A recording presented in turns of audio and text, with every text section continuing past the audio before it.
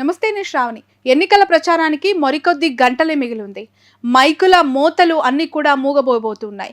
కొన్ని గంటల్లో జరగబోతున్న 2024 ఆంధ్రప్రదేశ్ ఎన్నికల సమరానికి సంబంధించి ఒకవైపు ఉత్కంఠ, మరోవైపు పార్టీలన్నీ కూడా పోలింగ్ ఏర్పాట్లు, అలాగే బూతుల దగ్గర తీసుకోవాల్సిన జాగ్రత్తలు, ఆ చర్యల్లో నిమగ్నమైపోతున్నాయి. అయితే చివరిగా కొన్ని గంటల ముందు వచ్చిన ఎలక్షన్ సర్వేస్ కొంత క్యూరియస్ని కలిగిస్తూ ఉన్నాయి. అందులో దాదాపు 3 దఫాలుగా ఇస్తున్న రేజ్ సర్వే సంస్థ ఒక సంచలన రిపోర్ట్ బయటికి రిలీజ్ చేయడం జరిగింది. ఇక్కడ నేను ఒకసారి చూపించే ప్రయత్నం చేద్దాం. 8వ తారీఖు 5వ నెల వరకు కూడా వీళ్ళ శాంపుల్ కలెక్షన్ తీసుకున్నారు. ఆంధ్రప్రదేశ్కి సంబంధించి ఓవరాల్గా 175 అసెంబ్లీ నియోజకవర్గాలు, 25 పార్లమెంట్లలో వాళ్ళు ఈ సర్వే సంస్థని చేయడం జరిగింది. సో ఇక్కడ చూడొచ్చు, పార్టీ సీట్స్ 123 నుంచి 128 highest seats, assembly seats YSRCP గెలుచుకోబోతుంది అని చెప్పి వాళ్ళు నిన్న ఇచ్చిన సర్వేలో ఇక్కడ ఓపెన్గా వాళ్ళ ఫిగర్ని చెప్పడం జరిగింది. కూటమి బీజేపీ, టీడీపీ, జనసేన ఈ 3 ప్రధాన పార్టీలు కూటమిగా వచ్చినప్పుడు కూడా 47 నుంచి 52 ఎమ్మెల్యే స్థానాలు గెలుచుకునే అవకాశం ఉంది అని కూడా వాళ్ళు చెప్పడం జరిగింది. ఇక్కడ ఒకసారి గ్రాఫ్ని మనం చూద్దాం. ముఖ్యమంత్రి జగన్మోహన్ రెడ్డి పనితీరుపై మీ అభిప్రాయం తెలపండి. వచ్చే ఎన్నికల్లో ముఖ్యమంత్రిగా ఎవరైతే బాగుంటుంది అని అనుకుంటున్నారు? ఈ 2 ప్రశ్నలు ఆంధ్రప్రదేశ్ ప్రజలని వివిధ నియోజకవర్గాల్లో వాళ్ళు వెళ్ళి శాంపుల్ కలెక్షన్ చేస్తూ ఉన్నప్పుడు అడిగిన ప్రశ్న. దానికి బాగుంది అని చెప్పి 55.10% మంది చెప్పడం జరిగింది. పర్వాలేదు అని చెప్పి 23.30% మంది చెప్పడం జరిగింది. బాగోలేదు అని మాత్రం 14.70% చెప్పడం జరిగింది. అసలు చెప్పలేము, ఇప్పటికిప్పుడు ముఖ్యమంత్రి జగన్మోహన్ రెడ్డి పనితీరు బాగుందా బాలేదా ఈ విషయంపై మాత్రం చెప్పలేము అని చెప్పి 4.90%. ఇక వచ్చే ఎన్నికల్లో సీఎం ఎవరైతే బాగుంటుంది అని అనుకున్నప్పుడు జగన్మోహన్ రెడ్డికి 61.20% ప్రజలు మళ్ళీ సీఎం జగనే అవ్వాలి, మళ్ళీ జగన్మోహన్ రెడ్డి ముఖ్యమంత్రి అయితే బాగుంటుంది అని చెప్పడం జరిగింది. ఇక చంద్రబాబు విషయానికి వస్తే 31.50% మంది ప్రజలు ఆంధ్రప్రదేశ్లో చంద్రబాబు సీఎం అయితే బాగుండు అనే అభిప్రాయాన్ని వ్యక్తం చేశారు. ఇతరులు అంటే చాలామంది ఇక ఏ పార్టీకి ఓటు వేయాలో తెలియక, ఏ పార్టీని నమ్మాలో తెలియక, లేదంటే ఇండిపెండెంట్గా సీఎం అభ్యర్థిని చూడాలి, చంద్రబాబా, పవన్ కళ్యాణ, లేదంటే బీజేపీ నుంచి పురంధేశ్వర్య, లేదంటే షర్మిలనా, జగన్మోహన్ రెడ్డి, ఇలా అన్ని క్వశ్చన్స్కి అతీతంగా ఇతరులను ఇందులో మెన్షన్ చేశారు కావచ్చు.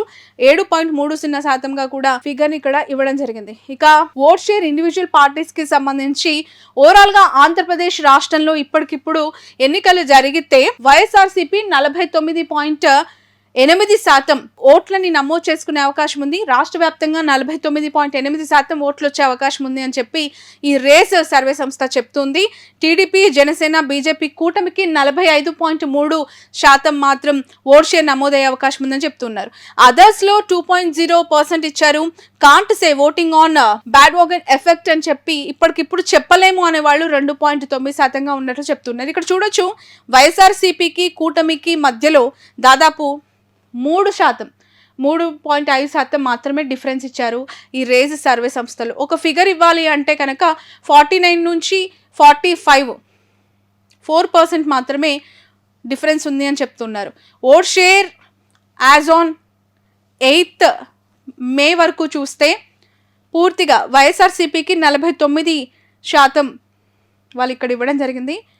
ఆంధ్రప్రదేశ్లో సగానికి సగం మంది, ఒక 1% అటు ఇటుగా వైసీపీని మళ్ళీ అధికారంలోకి తీసుకురావడానికి ఇష్టంగా ఉన్నట్లు చూపిస్తున్నారు. టీడీపీ, జనసేన కూటమికి 45.30% ప్రజలు ఎన్నుకోవడానికి అవకాశం ఉందని చెప్తూ ఉన్నారు. సో ఇక్కడ 4% డిఫరెన్స్ అనేది మనకు కనిపిస్తోంది. 2% అదర్స్లో ఉన్నారు. ఇప్పటికిప్పుడు చెప్పలేము అనేవాళ్ళు 2.90%లో ఉన్నారు. ఇక పార్లమెంట్ వైజ్గా సీట్ షేర్ ఒకసారి మనం చూడొచ్చు. శ్రీకాకుళంలో 7 నియోజకవర్గాల్లో వైసీపీ 5 గెలుస్తుందని చెప్తూ ఉన్నారు. విజయనగరంలో 7 సీట్లకు 6 YCP, TDP, Janasena, BJP alliance 1 అని చెప్తూ ఉన్నారు.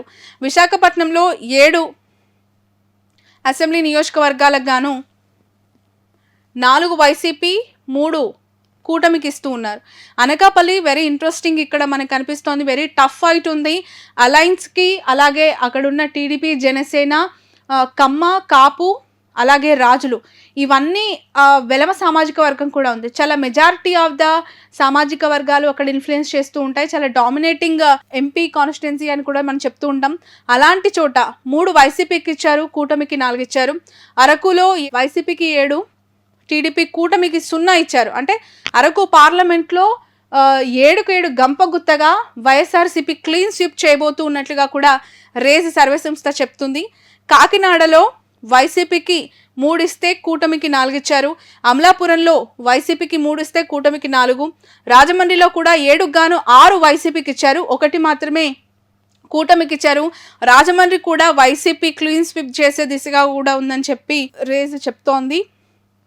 నర్సాపురం విషయానికి వస్తే 4 వైసీపీకి ఇచ్చారు, 3 కూటమికి ఇచ్చారు.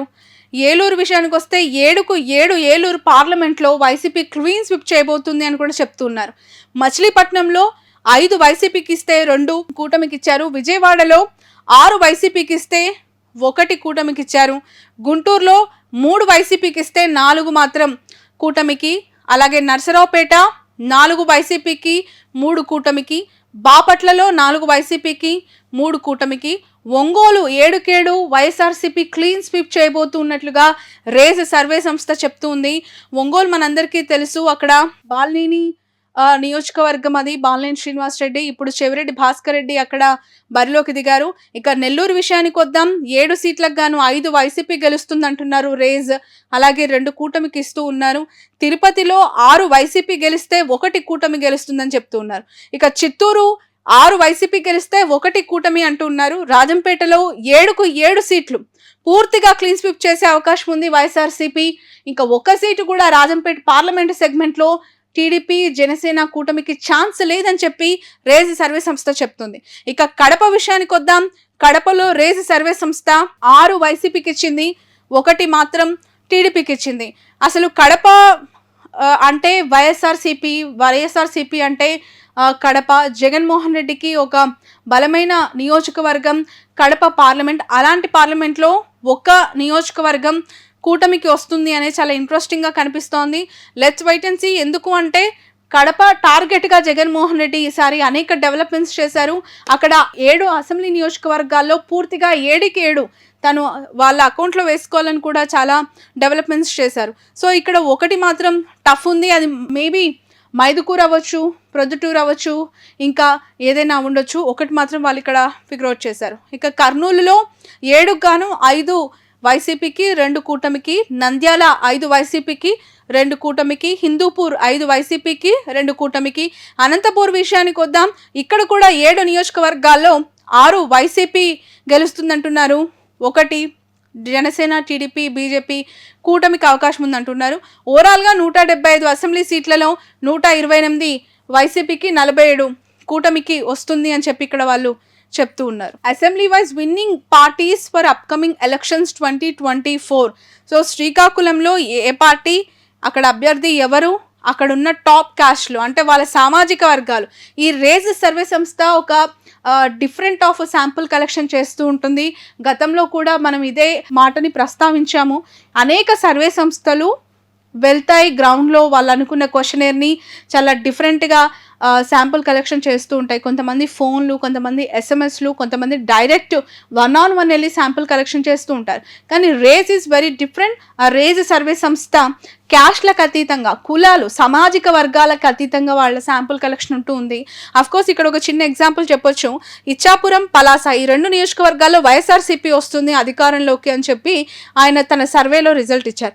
అక్కడున్న పెద్ద కులాలేంటి, పెద్ద సామాజిక వర్గాలు, డామినేటింగ్ క్యాస్ట్లు ఏంటి అనేది రెడ్డిక, యాదవ, అగ్నికుల క్షత్రియ, కళింగ, వడబలిజ, పల్లి యాదవ, వడబలిజ, కళింగ, సవరాస్, కొప్పు సవరాస్. సో ఈ 5 సామాజిక వర్గాల యొక్క డామినేషన్ ఈ ఏరియాలో ఎక్కువగా ఉంటుంది. ఆ సామాజిక వర్గాలకి సంబంధించిన వాళ్ళ ఓట్ షేర్ ఇన్ఫ్లుయెన్స్ చేస్తుంది. కాబట్టి ఈ 2 సీట్లు గెలవడంలో ఈ క్యాస్ట్ల యొక్క ఇంపాక్ట్ ఎక్కువగా ఉంటుంది అని చెప్తున్నారు. వేరాజ్ టెక్కలి మనందరికీ తెలుసు, అచ్చెన్నాయుడు కంచుకోట, అచ్చెన్నాయుడు ఎప్పుడు కూడా అక్కడ గెలుస్తూ ఉన్నారు.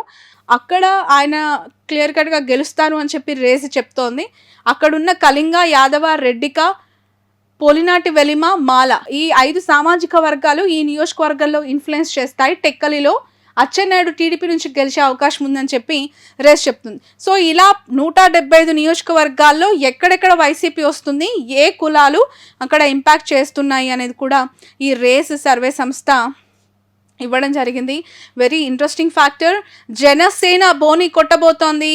జనసేన ఇక్కడ ఈ 2024లో అనకాపల్లి నుంచి తన విజయాన్ని నమోదు చేసుకునే అవకాశం ఉంది. మొదటగా అనకాపల్లి అక్కడ మనం చూస్తే కాపు, గవర, యాదవ, తూర్పు కాపు, మాల ఈ 5 సామాజిక వర్గాల యొక్క డామినేషన్ ఎక్కువగా ఉంటుందని చెప్తున్నారు.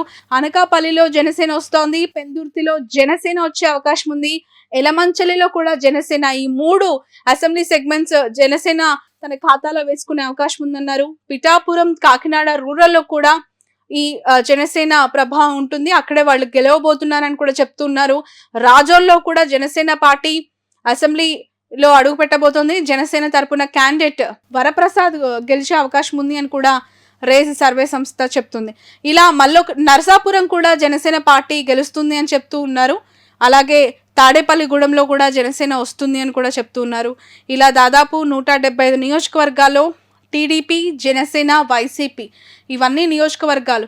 ఇక్కడ మనకు కనిపిస్తుంది మంగళగిరిలో స్మాల్ ఎడ్జ్ టీడీపీకే ఉంది. ఖచ్చితంగా లోకేష్ గెలిచే అవకాశం మనకి కనిపిస్తోంది. మంగళగిరి చాలా టఫెస్ట్ కాన్స్టిట్యున్సీ. రాష్ట్ర వ్యాప్తంగా కూడా నారా లోకేష్ ఎక్కడ ప్రచారానికి వెళ్ళట్లేదు. ఎవరి తరపున పోటీలో ఉన్న వాళ్ళకి వెళ్ళి తన మద్దతు కోరట్లేదు. ఓన్లీ మంగళగిరికే ఆయన కన్ఫైన్ అయ్యారు, పార్టీనంతా కూడా వదిలేసి. కేవలం బాబు, పవన్ కళ్యాణ్ పొత్తులో ఉన్నందుకు ఈ ఇద్దరు రాష్ట్ర వ్యాప్తంగా ప్రచారం చేస్తున్నారు. కానీ మంగళగిరిలో లోకేష్ మాత్రం ఇంటింటికి కూడా డోర్ టు డోర్ క్యాంపెయిన్ చేస్తూ నారా బ్రహ్మని, లోకేష్ ఇద్దరు కూడా కలిసికట్టుగా మంగళగిరిలో గెలవాలి, మంగళగిరిను ఆ సీటును కైవసం చేసుకోవాలి అనే ఉద్దేశంతో చాలా స్పెషల్ ఫోకస్ పెట్టారు. దాని రిజల్ట్ ఇక్కడ కనిపిస్తోంది. మంగళగిరిలో లోకేష్ గెలిచే అవకాశం ఉందని. సో ఇలా 175 నియోజకవర్గాలకి సంబంధించి రేజ్ సర్వే సంస్థ ఇచ్చిన రిపోర్ట్. దాదాపు ఇప్పటి వరకు ఈ మధ్య కాలంలో వచ్చిన అన్ని సర్వే సంస్థలు అంటే మెజారిటీ ఆఫ్ ద సర్వేస్, ఆత్మసాక్షి అవ్వచ్చు, అలాగే పొలిటికల్ ల్యాబొరేటరీ అవ్వచ్చు, నాగన్న సర్వే అవ్వచ్చు, ఇక జన్మత్ సర్వే ఇలా అనేక సర్వే సంస్థలు వాళ్ళ ఒపీనియన్స్ని ఇలా డేటా రూపంలో రిలీజ్ చేస్తూ ఉన్నాయి. But rage is the highest figure to give YSRCP. 123 సీట్లు వస్తాయని చెప్పి రేజ్ చెప్తుంది. చూద్దాం, మరికొన్ని గంటల్లో పోలింగ్ జరగబోతోంది, మరికొన్ని రోజుల్లో రిజల్ట్ రాబోతోంది. ఎవరు ఏ పార్టీకి ఓటు వేయబోతూ ఉన్నారు, ఏ నాయకుడిని సీఎంగా చూడబోతున్నారు.